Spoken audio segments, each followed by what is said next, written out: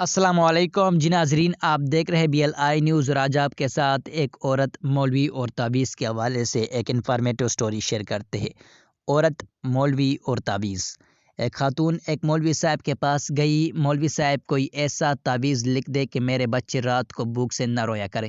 مولوی صاحب نے تعویز لکھ دیا۔ اگلے ہی روز کسی نے روپوں سے بڑا تیلا رن کے صحن میں پھینک دیا۔ خاتون کے شوہر نے ایک دکان کرانے پر لے لی۔ کاروبار میں برکت ہوئی اور دکانیں بڑھتی گئی اور پیسے کے ریل پیل ہو گئی۔ ایک دن خاتون کو نظر اس پرانے صندوق پر پڑی جس میں انہوں نے تعویز کو محفوظ رکھا تھا۔ جانے مولوی صاحب نے تعویز میں کیا لکھا تھا؟ تجسس میں اس نے تعویز کھول ڈالا۔ لکھا تھا، جب پیسے کی ریل پیل ہو جائے تو سارا پیسہ تجوری میں چھپانے کی بجائے کچھ ایسے گھروں میں ڈال دینا جہاں رات کو بچوں کے رونے کی آواز آتی ہو۔